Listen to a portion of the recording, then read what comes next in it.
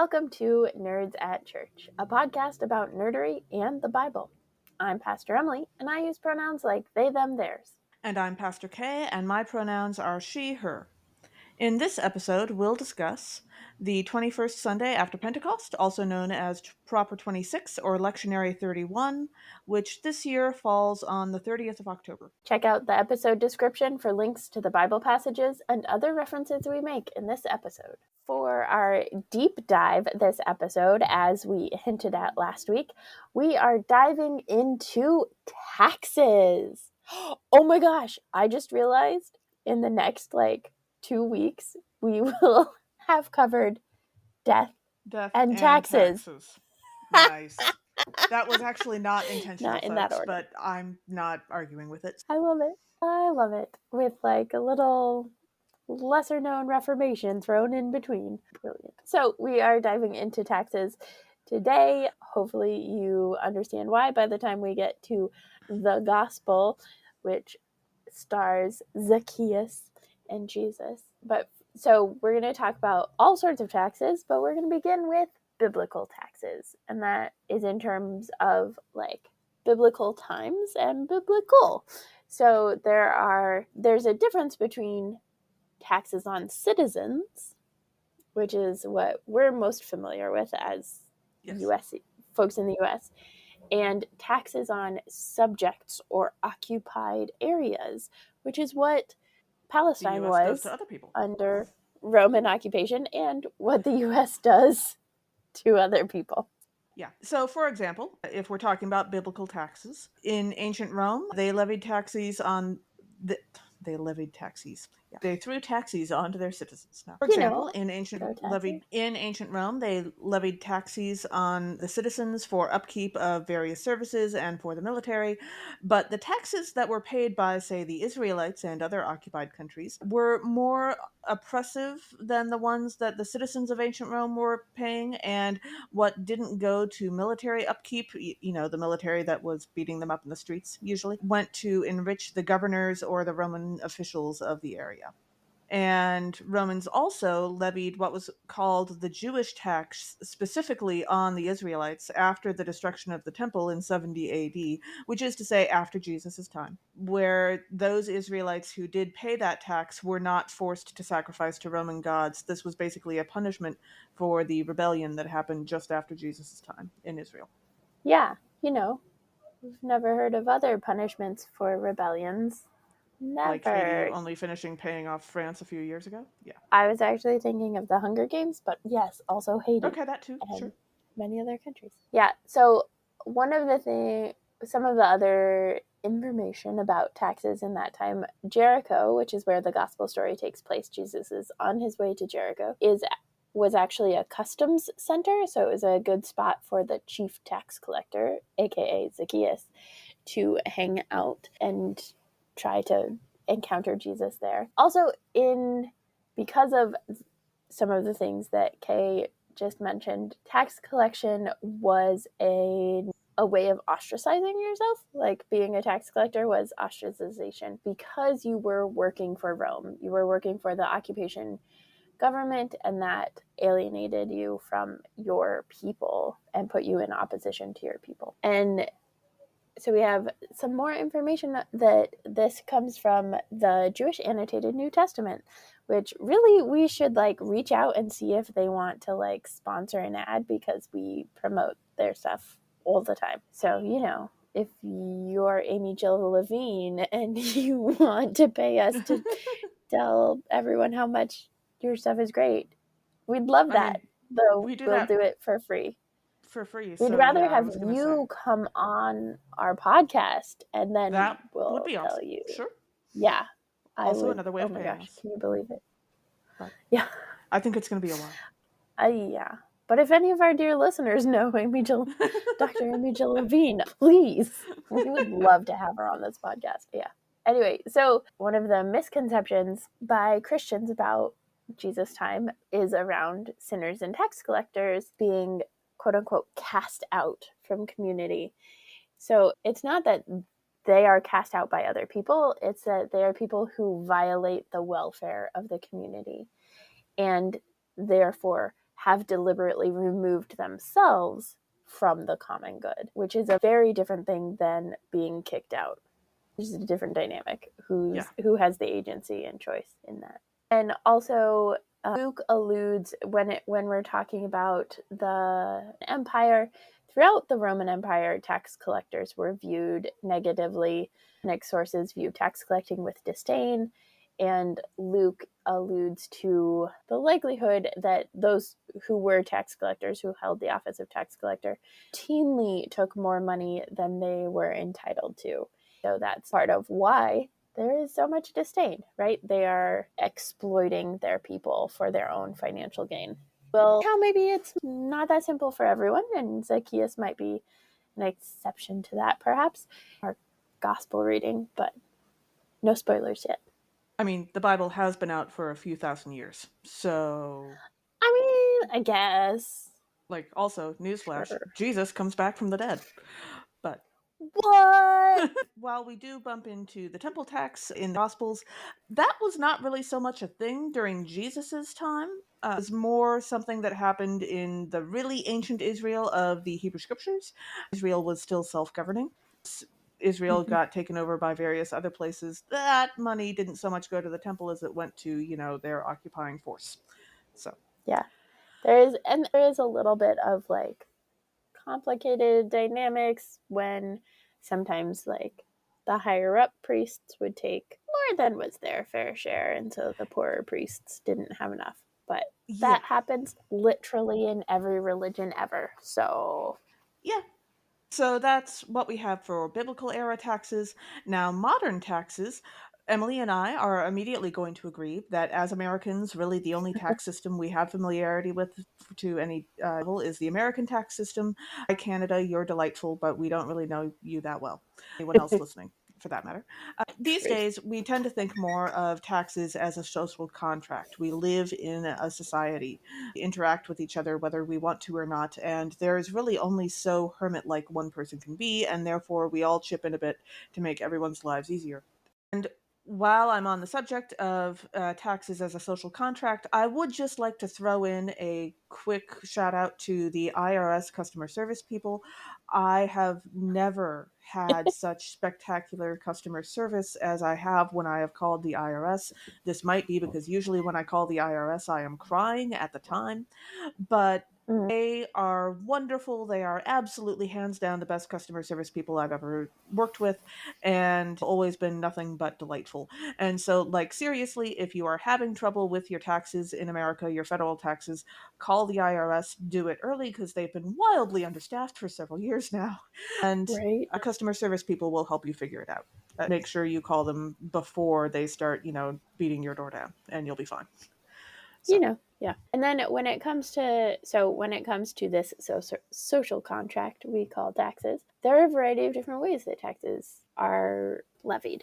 Also, there was a time in the world where people were proud when they had to pay lots in taxes, like where wealthy people were like proud of how much they contributed in taxes. That time is obviously not now because the wealthy people are trying to avoid paying any taxes ever. But there was a time, I'm sure there might have been some people who did that, but also I'm pretty sure that at any given time there have also been rich people who were whining about it. So yes, but it's like an honor thing. Like there was honor in paying taxes because it meant that that would be seen differently. Sure. Yeah, because it meant that you had so much wealth to be able to. Yeah. So one of the main forms of taxes in this country is federal income tax, and so that is the thing that causes a bunch of headaches for many of us, or at least part of it. It acts based on what you are paid, and then it goes to pay mostly for the military, if we're being honest about how budgeting works in the federal government. The military is the largest budget item.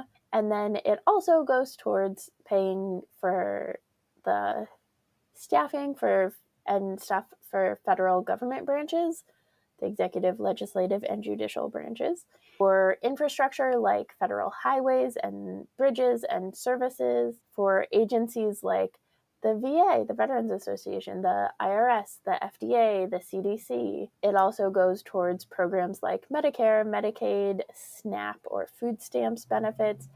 All of those things paid for through the federal income tax. And the difference between how much goes to military and how much goes to SNAP is huge. Also, like NASA, right? NASA gets Yeah. paid because yay, science. Like the military gets so much, and SNAP, like pennies from each person, goes towards SNAP benefits. The most exciting thing that I think, most encouraging thing that taxes go towards is the programs like Medicare, Medicaid, food stamps, VA, those programs that are specifically designed to be help for people when they are out of luck. But the most exciting for me is things like the Hubble Space Telescope, which almost didn't get made and only got made because people fought for it, including Senator Barbara Mikulski from Maryland, who was the first woman to wear pants on the Senate floor, apparently, and got like awesome. all sorts. Yeah, she also like made them have a women's bathroom and stuff, but she helped convince people and fight for Hubble to be paid for, even when there were some like hiccups in the creation of it. And there's like a great quote of like, I told them that it would basically be like a lunch out from each taxpayer, and then a pause, and then, well, maybe a lunch each year. So it was just like blatantly lied and didn't have the information, and yet very effective and probably pretty accurate. Yeah, I think that's about as much as an individual person in the middle class puts towards SNAP benefits every year. That once. Oh, that's like more than I think we put towards SNAP benefits, but yeah. Yeah. I guess it depends on how much you spend on lunch. It's and I have to say, I think I was definitely in college the first time someone told me that in some other countries, like, say, Australia, the government does the math of how much money you owe in taxes for you and just sends you a bill. This whole having to do which the math would be ourselves thing amazing. is apparently weird. Yeah, it's honestly, it is part of the corruption that we deal with in terms of capitalism, right? Taxes shouldn't be a business. They should be simple enough and easy enough to figure out on your own. And yet the tax like branch of capitalism or whatever is huge, from software companies that increasingly like try to make it harder and harder to file your taxes for free, and then like they keep asking you to upgrade, but then they also like force you to upgrade sometimes. It is such a pain, and it doesn't have to be that way. It could be a lot simpler. Yeah.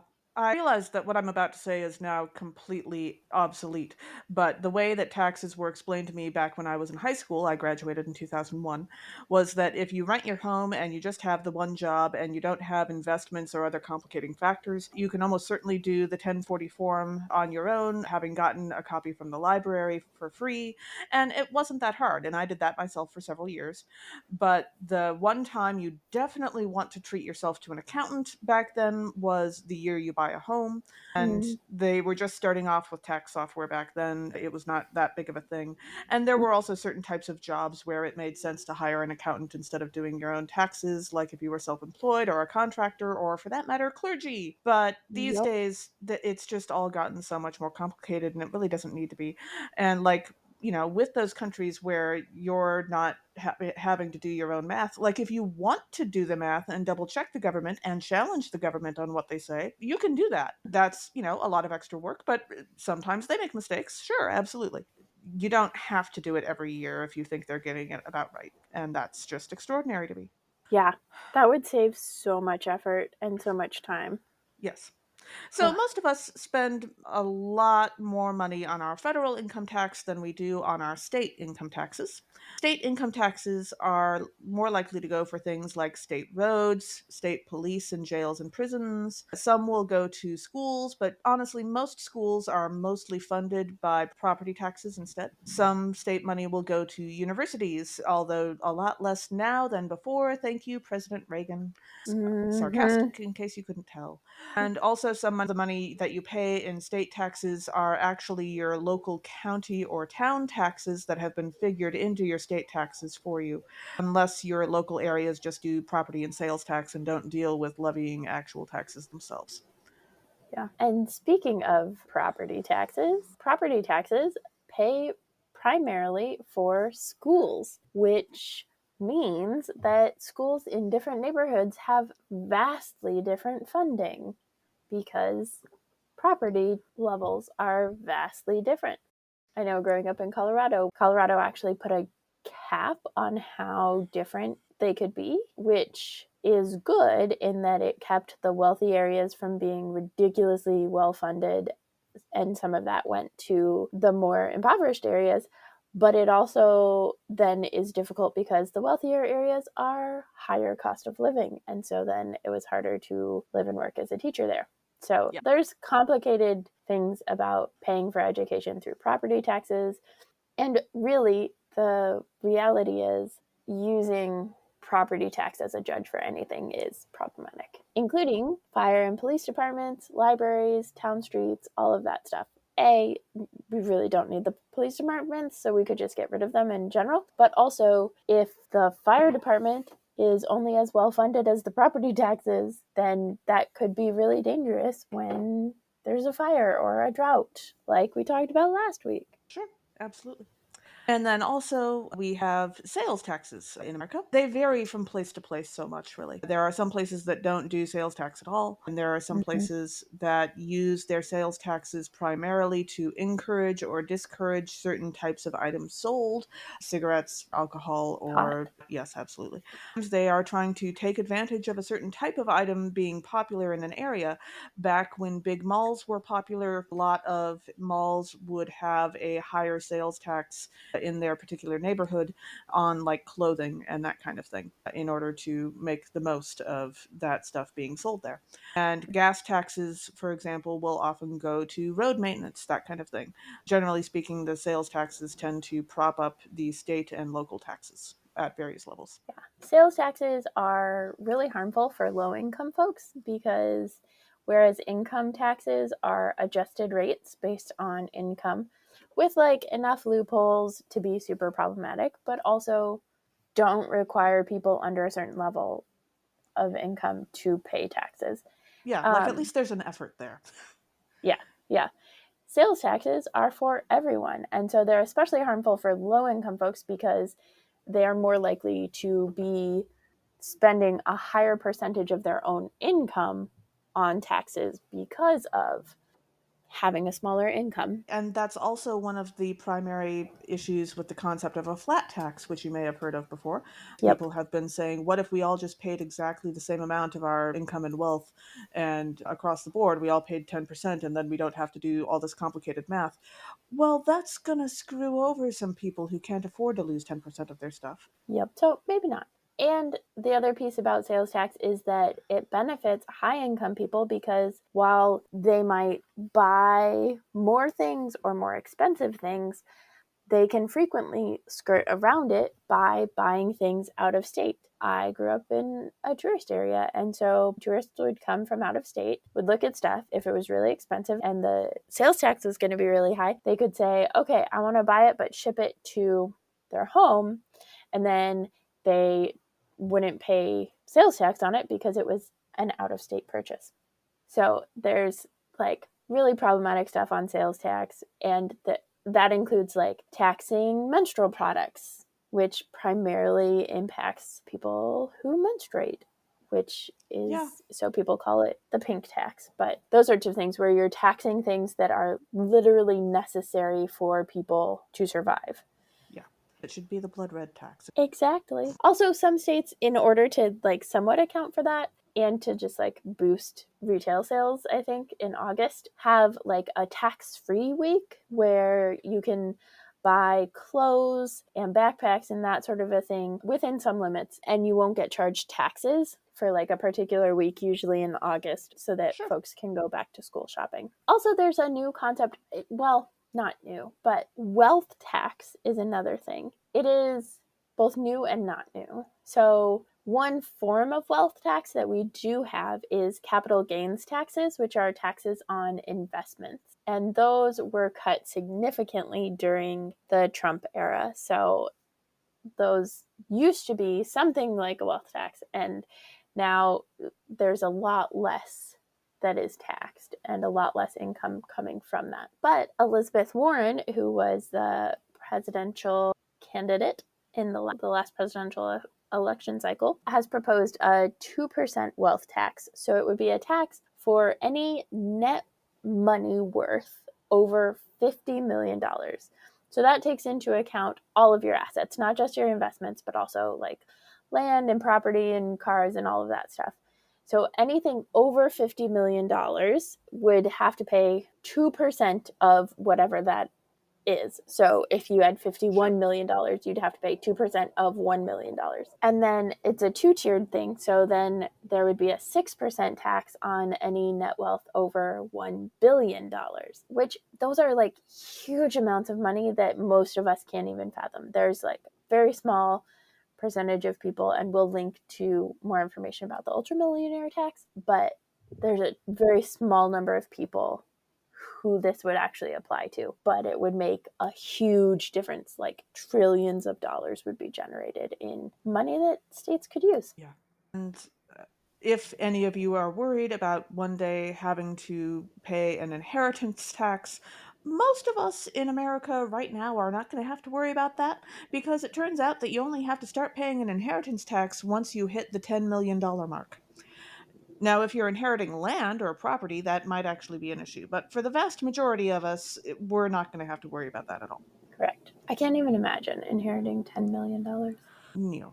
One of the other taxes, which we talked about a little bit at the very beginning, we've mostly talked about taxes levied against individuals. We did do some, like the Roman occupying forces levying taxes against the individuals with like interlocutors and stuff. But for the most part, we've been talking about taxes that individuals have to pay. The other type of tax is one that's called a tribute, and that's something that an occupied country has to pay to colonizers. It is also something that sometimes, like Haiti was paying France for its own liberation and the loss of money due to colonization and slavery of the Haitian people. Still today, there are tributes that are required from mostly, I think, countries in Africa. But that's part of the big pushback against the Queen when she died, was a lot like Ireland was one of the like more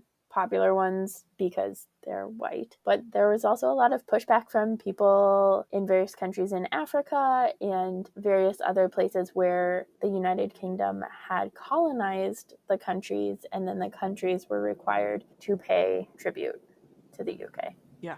So when it comes to pop culture mentioning taxes, there are plenty of options, because it turns out that taxes have been around for a while, and if you want a historical reference, there's always Laura Ingalls Wilder's dad, Charles Ingalls, who had the classic line of, "There are two things that are certain in this life, death and taxes." Of course, I didn't know that was Laura Ingalls Wilder's dad. That's That's the cool. earliest place I've read that line. I suppose someone else might have also said it before then, but that is the earliest source I've ever seen it from. And of course, Laura herself wound up growing up to help found libertarianism, so you might want to keep that in mind when you use that line. I'm just saying. I didn't know she helped found libertarianism. I just went on a roller coaster with these revelations. Her daughter Rose did, but she's the one who like put the ideas in Rose's head in a big way, and you can actually see that when you read the books if you read between the lines a little bit. Huh. Interesting. Also, as I've said recently, I've been watching the Harley Quinn cartoon, and there is, in the first season, I think, the Queen of Fables is a famous supervillain who had been captured and incarcerated in a book of tax law for a couple of decades. And so she was basically an accountant for most of the first season, but she was basically a talking tax book. It was kind of funny. That's awesome. Also, Robin Hood. Robin Hood, right? Neither Kay nor I thought of it, and then Kay read it, and we were like, oh, This of is what course. TV Tropes is for. Yes. Yep. Rob from the rich, steal from the rich, and give to the poor. Yes, and the reason he was doing that is that at the beginning of pretty much every adaptation of Robin Hood, the prince increases taxes, mostly to pay for, the prince's shiny, flashy things, basically. Mm-hmm. Also, if you look into the historical stuff going on at the time, Prince John and King Richard, who are main characters in the Robin Hood stories. They were the sons of Henry II and the sons of Eleanor of Aquitaine. You may have heard that name before. That was a whole big, long political ongoing drama. But basically, King Richard went off to the Crusades in the Middle East to, murder brown people. And the increased taxes also probably went to paying for that as well. Yeah. Also, a friendly reminder, murder bad. Yeah, murder definitely bad. And I had forgotten this joke, but there is a throwaway line in Zootopia. Judy meets Nick for one of the very first times and manages to figure out what he's up to, and so she threatens to turn him in for felony tax evasion, and he actually looks scared. He is not concerned with the cops in town, but the Internal Revenue Service is a completely different matter. Yeah. Which makes sense because that is the only way that they caught Al Capone. Yeah. Like, mafia Up in Northern Illinois, I definitely grew up with that story. Yep. Mafia basically only get caught because of tax evasion and tax fraud and money stuff. Yeah. Not for actually, like, killing people and stuff. Right. There's a whole big, long history and, reasons for that, but that's not really what this deep dive is about. Just true. Of course, in the 1980s rom-com with John Cusack called Say Anything, the IRS plays a, at first, very small subplot role that slowly grows as the movie continues, as the IRS figures out what the main character's dad is up to. And it's a very rare case where the IRS is actually playing the good guys. And that's kind of nice. So I appreciated that. Basically, if you're going to run a nursing home, don't steal from your patients or clients. What? No way. Yeah. Yeah, that makes sense. And we would be remiss if we talked about all of this, including tributes, without talking about the Hunger Games. Because what are taxes if not the tributes? In fact, literally, they're taking children as taxes for, not wanting to be enslaved and exploited. Yeah. This is all, of course, in addition to most of the resources of the districts go directly to supporting the capital. So there's that too. Our first reading today is from Isaiah chapter 1, verses 10 through 18. The prophet Isaiah tells the people that God is not satisfied with their rituals and offerings when there is injustice among them, but instead wants them to change their actions to become a just and compassionate people. And if you've read the first line of this reading, we suggest that you check out our deep dive into Sodom and Gomorrah for more context. Which we will link to because we are smart like that. That would probably be helpful. Yeah, although this passage does give a pretty good context for Sodom and Gomorrah, but definitely check out the episode. So one of the themes in this passage is the idea of words without deeds. God is not happy that people are saying they love God, but not actually following through with, working against injustice. And it reminded me of Frozen 2 when throughout the movie, Anna is constantly saying to Elsa, hey, you can't do this alone. We need to do this together. And Elsa's like, yeah. And finally it culminates in this point where Anna is like, Elsa, we have to do this together. You can't just keep pushing me away. And Elsa's like, yeah, I'll work with you, while right behind her creating this ice boat and then pushing her into it and sending her down the river so that she is, quote unquote, safe from harm, which doesn't work the way that she anticipates. And also, it's just really, Elsa? Stop saying it if you're not going to do it. Yeah, absolutely. I don't know about you, but when I watched that movie, that did not seem in character for Elsa after the first one, especially. It just seemed weird. Yeah, it's one of those okay, you should have learned your lesson. The lesson learned in the first movie is actually we're better together and love solves everything. Yeah, and also Anna spent a decent chunk of the first movie trying to save Elsa, and so Elsa should not be surprised when Anna does that again. That is completely anyway. Yeah, and she's actually pretty good at saving Elsa. Yeah, absolutely. And then in verse 11 we read, What to me is the multitude of your sacrifices, says the Lord. I have had enough of burnt offerings, of rams, and the fat of fed beasts. I do not delight in the blood of bulls or of lambs or of goats. God is complaining here about the people of Israel not acting with justice, and I do, in fact, understand that. But also, I think, if you're going to do offerings to God in general, which is not really a thing we do these days, but if you are going to, I think like having a bit of a variety of offerings seems reasonable and Uh-huh. would also be a sign of compassion and empathy, right? Like, I'm not a vegetarian, but I do eat vegetables sometimes. Or, I'll take a nice cheesecake if I have enough lactate at hand. Giving God a variety of offerings seems polite. I don't know, like the classic science fiction stories where food has been reduced to a series of tasteless pills were not supposed to be an instruction manual on how to not have to worry about food anymore. Generally speaking, they were a warning of what not to do. Don't just give one thing over and over.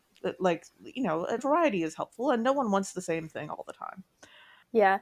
That's like there was a thing going around Twitter the other week that was like fantasy is this, sci-fi is this, and it was like fantasy is a hearty fresh baked bread and a bowl of soup. And sci-fi is a pill that gives you all your nutrients necessary for the day.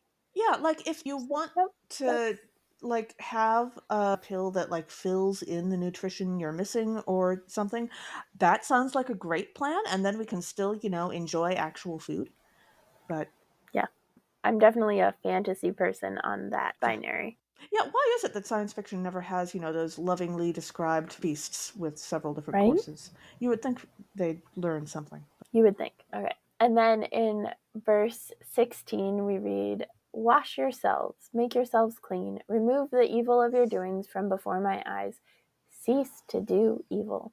I feel like my go to is always Noah Wiley's character in Redemption, and I never know his name, and I don't care to ever know his name because Noah Wiley is one of the few actors that I actually like know in enough different things that I know his actual name. But there's like that's the start of Leverage Redemption is Sure. Noah Wiley's character is like, "Oh, I did evil. I don't want to keep doing evil. Let's stop that and do good things."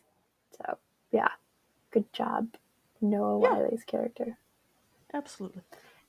Anyway, and then in verse 17, we read, "Learn to do good, seek justice, rescue the oppressed, defend the orphan, plead for the widow." And Christian Avasarala in The Expanse is not perfect at this by any stretch of the imagination, but she is a good example of that shift from doing evil to seeking justice, right? In everything that she does, she wants to be she cares about the well-being of earthers, of the Yeah. people of the earth.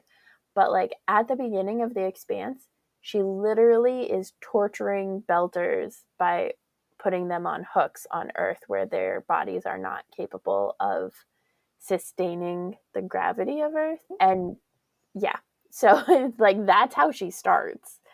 And then there's this beautiful journey that she goes through of recognizing the importance of the Belters and the value of the Belters as human beings and as people.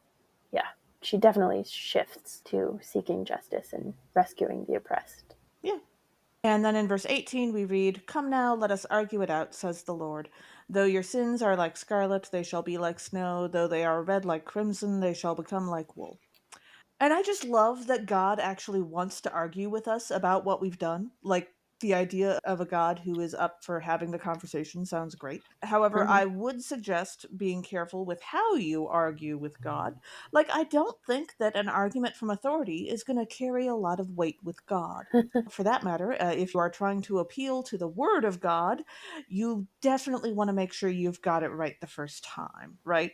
Don't assume that you are the person in the room who knows the most about either of those or really anything when you're arguing with God. Is true. Although, if you want to argue like Tevye does in Fiddler on the Roof, go for it because that is emotional. And I feel like that's the Yeah, best way to connect with God, yeah, no, by actually. all means, argue with God. Just like I would especially say that don't claim to have an authority Don't that actually. God doesn't have, and do be careful when citing the Word of God. Both of those seem pretty reasonable.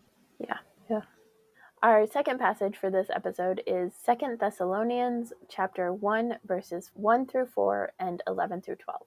The authors praise the early church of Thessalonica for their faithfulness during times of difficulty and persecution.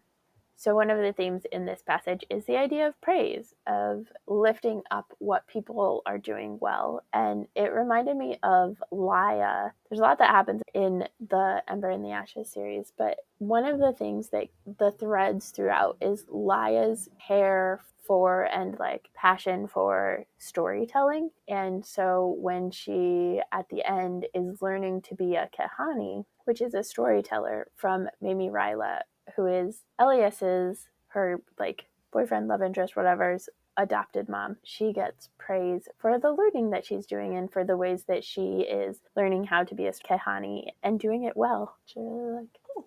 As we jump into the verses, when we read verse 2, we read, "Grace to you and peace from God our Father and the Lord Jesus Christ." And I literally just a few days ago had the conversation with my confirmation students about how the grace that we talk about in church is, generally speaking, less physical gracefulness and more God's freely given forgiveness and love. But also, it occurs to me as I'm reading Paul, or, people claiming to be Paul, whatever, that wishing or praying for each other to get a little less klutzy now and then is not exactly a bad idea. And also, I figure that if you're talking to God about it, God probably knows which one you mean. So, just like I was reading this and read Grace to You, and I thought to myself, I know some people who could use some more grace, like physically speaking, in their lives. That does actually make sense. And also, like Goofy's life in the Disney cartoons would be a lot easier if he had a little bit more physical grace. So, like, that seems like a reasonable thing to wish for people. By all means, go ahead. Yeah, that makes sense. I was reading verse 3 and read, "We must always give thanks to God for you, siblings, as is right, because your faith is growing abundantly, and the love of every one of you for one another is increasing." And I love that sentiment. And it reminds me of the council in the Graceling books that Katza has set up, because like there are some setbacks in it, but for the most part you can trace throughout the books the ways that this particular community of people grows in their love for each other, not only for each other but also for those who they are helping and who they are helping with like liberation and stuff, that they care deeply for one another. And then in verse 4 we read, "Therefore we ourselves boast of you among the churches of God for your steadfastness and faith during all your persecutions and the afflictions that you are enduring." And in the show Orphan Black, that's like literally the experience of all of the clones, the girl clones, is they like the government folks are always coming after them. They're constantly persecuted and afflicted. Like people, both the government and like religious extreme, like Christian religious extremists and all of that stuff are coming after them. And yet they like for the most part remain faithful to each other. There's a little bit of backstabby and like that sort of thing because plot and whatnot, but for the most part they do Sure. remain faithful to their sisterhood-ish, sibling-hood-ish relationships. That makes sense. Yeah. Yeah. And then in verse 11, we read, "To this end, we always pray for you, asking that our God will make you worthy of his call." And I don't know, like when I read this, there is some part of me that flashes back to the early 2000s, and back when pickup artist tricks were kind of a thing, and negging people, that is, insulting them in order to get them to try to respond to you by proving that wrong was a thing in order to get a certain kind of reaction. I don't think that's what the author is doing here. Actually, I think that Yeah, the probably author not. is praying that the Thessalonians have what I have learned to call a good learning experience. Those words are capitalized. Those are scary, and I generally don't pray for other people to have good learning experiences with all capital letters like that. Like, because there's a difference between learning how to do something and, say, like whistling Whistle While You Work to yourself from Snow White while you're doing it, versus like the training montage in Mulan, much more along the lines of what I have started to call a good learning experience, a bit of jadedness and resignation. That was pretty painful, as I remember. Yep. Yeah, by all means, learn things, get better at things, be worthy of God's call, but like it can be a not unpleasant experience too. That would be okay. I would be fine with that. Yeah. Agreed. Yeah. And finally, our gospel for this episode is from Luke 19, verses 1 through 10. A rich man who collects taxes for the Roman occupying force in Israel, Zacchaeus endeavors toward generosity and reparations when meeting Jesus. So one of the themes is reparations. And this is like paying money back, right? Zacchaeus says, I give to the poor and I pay back 4 times as much. And while most of your translations will be in the future tense, the Greek is actually in the present tense. So Zacchaeus is saying what he actually already actively is doing. That's more the reparations, right? The giving money back. More so than the like Westworld version that's like a lot more violent, where the AI finally get to a place where like they actually have intelligence and could potentially be not artificially intelligent but could have real conscience and stuff, and then they like kill a whole bunch of humans because the humans have been repeatedly killing them. So like a little bit more revenge than necessarily reparations, but there is a like paying back thing that happens. Yeah. At Also, least they're murder bad. trying, sort of. Yeah, murder definitely bad. Murder's still bad. So in verse 3, we read, He was trying to see who Jesus was, but on account of the crowd he could not, because he was short in stature. And this is where the Zacchaeus was a wee little man song starts running through my head. So I also, however, have a flashback to a certain Ally McBeal episode, which has a few fun scenes in it. This is the episode where Richard Fish is a character and his uncle has died. Richard Fish is a partner in Ally's law firm. And his uncle had either a phobia or a hatred or something, but like did not like short people. And like he specifically picked his church based on how tall the pastor was. It's just weird, but they were trying to talk about Yeah. prejudice. They were mostly failing, but at least this part wound up being funny because Richard Fish was having this ongoing conversation with the pastor of the church. In his eulogy for his uncle, he wanted to mention that his uncle did not like short people because that was a real part of who he was, even if it was bizarre, and he was planning on saying it was bizarre. But the pastor wouldn't let him because the pastor was a black man and did not want to feel like he was encouraging or giving voice to prejudice in church, which I understand. What winds up happening at the funeral is that Richard Fish gives a actually quite nice eulogy, and then afterwards, I think the implication is that he paid off the choir director because the Oh. choir immediately starts singing the song "Short People" by Randy Newman, which is, if you've ever heard the line "Short people got no reason to live," that's where that comes from. Oh. And it's a black church choir. They do a fantastic job. It's a really good song, but it's also very insulting to short people. And Richard is having a great time. And even the pastor actually gets into the song by the end of it. I do want to give a quick heads up. Part of the reason why they were trying to talk about prejudice in this episode is because this was the B plot of the episode. The A plot was about a trans person. They tried to do an episode about a trans person. This would have been the either late 90s or very early 2000s. It did not age well. I don't recommend watching the entire episode by all means, but I did find a clip of just the funeral itself on YouTube, and we can link to that. And that is a pretty fun scene. So, Yeah.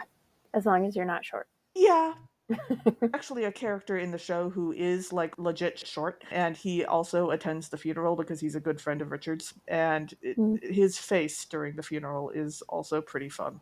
But yeah. Gotcha. And then in verse 5, we read, When Jesus came to the place, which is to say, the place with the sycamore tree, he looked up and said to Zacchaeus, Hurry and come down, for I must stay at your house today. And I was thinking about the show Pose, and there's a lot, like, in general, the show is all over the, like, hospitality and stuff. But there's, like, a couple characters, and I think Blanca does this, but I was thinking of somebody else, and I couldn't figure out who it was. But the, like, they are just, like, so bold and, like, come to the house parents, and are like, I need to join. I must stay at your house today, right? Like this, I belong in your house. And so Blanca does it when she's first getting to New York and first like getting into the ballroom scene and stuff. She has that boldness to say to Electra of the House of Abundance, I must become part of the House of Abundance. And it works. And she does. Cool. And then in verse 8 we read, Zacchaeus stood there and said to the Lord, Look, half my possessions, Lord, I will give to the poor, and if I have defrauded anyone of anything, I will pay back 4 times as much. And that last part is basically how to make a fine not be a price. If you're going to institute a fine for a crime, there are going to be some people who have enough money that think that that's basically the price of committing the crime. And in order to avoid that, you have to actually make the financial impact bad enough that they want to avoid it, even if you're rich. Yeah. Which makes me think of Tony Stark getting a speeding ticket and just, pays it because speeding tickets are a thing that happens to him because he can afford it. That also makes me think of a few years ago, Finland went to making traffic tickets based on your income. And so some of those traffic tickets are very expensive because that's how much it takes to make people who are, rich actually notice and drive safely. Interesting. That's fascinating. I also think of like cash bail and bonds, and like maybe we shouldn't do that because they're just punishment for poor people being poor. Yeah. And then in verse 9, we read, Then Jesus said to Zacchaeus, Today salvation has come to this house because he too is a son of Abraham. And I was thinking about this concept of salvation, and particularly with the like verb tense in the Greek of Zacchaeus is saying things in the present tense. And so then I was like, well, is it like salvation comes in the Buffy universe? Is it when Buffy becomes the Slayer? Or when she like slays and saves someone? Right? Like, is this Jesus being like, salvation is here now? Or is salvation just here because it has been stated that this is what has been happening this whole time? I could see it going either way, but also I haven't seen a ton of Buffy. I've seen like the first season and also the musical episode. And as I remember it, she doesn't actually really enjoy either of those things, becoming the Slayer or saving people. Like usually the saving people part and the slaying things part is not actually very much fun for her. It's true. It's less about her salvation than about everybody else's salvation because of her. Yeah, which sounds exhausting. And I suppose Jesus' life was probably also exhausting. Probably. And now it is time for our delightful segment, Let's Make a Muppets Musical.